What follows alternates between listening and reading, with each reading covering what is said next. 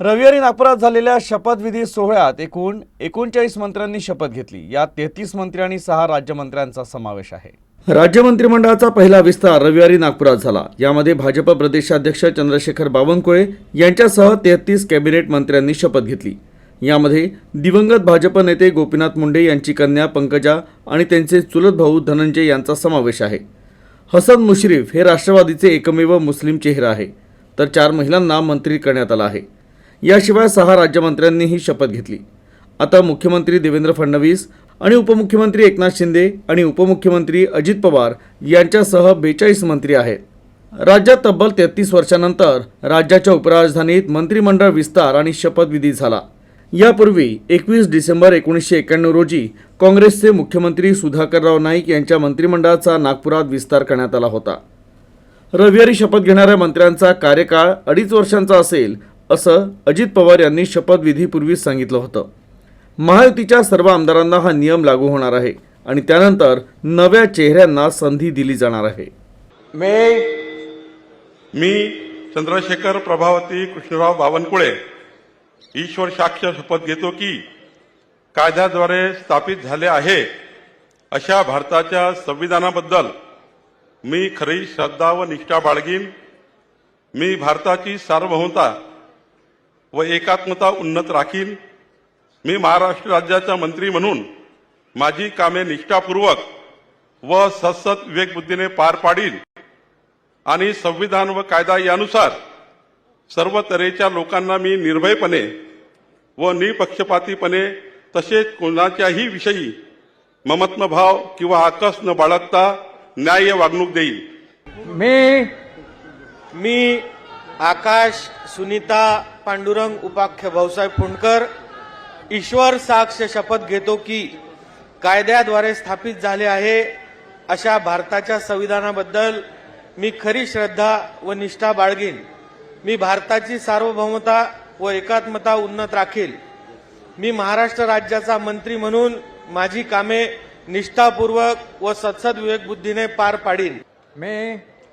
मी अशोक जनाबाई रामाजी उईके ईश्वर साक्ष शपथ घेतो की कायद्याद्वारे स्थापित झाले आहे अशा भारताच्या संविधानाबद्दल मी खरी श्रद्धा व निष्ठा बाळगीन।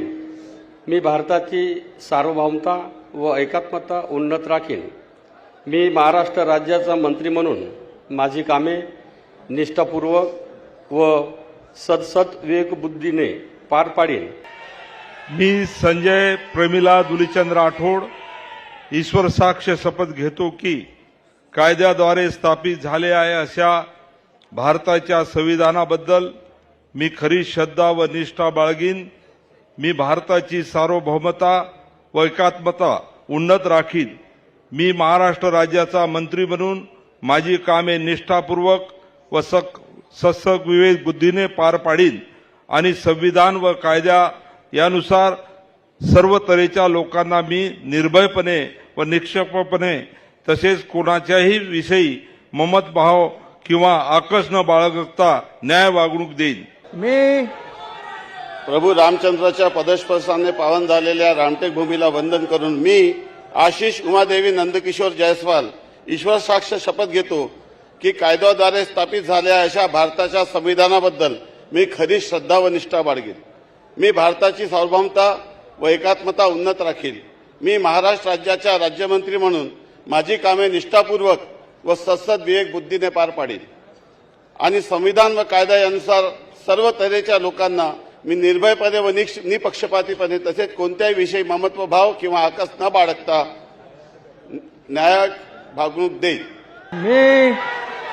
मी इंद्रनील अनिता मनोहर नाईक ईश्वर साक्ष शपथ घेतो की कायद्याद्वारे स्थापित झाले आहे अशा भारताच्या संविधानाबद्दल मी खरी श्रद्धा व निष्ठा बाळगीन। मी भारताची सार्वभौमता व एकात्मता उन्नत राखीन।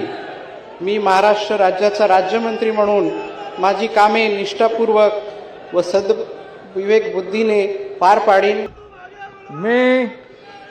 मी पंकज कांचन राजेश भोयर ईश्वर साक्ष शपथ घेतो की कायद्याद्वारे स्थापित झाले आहे अशा भारताच्या संविधानाबद्दल मी खरी श्रद्धा व निष्ठा बाळगीन.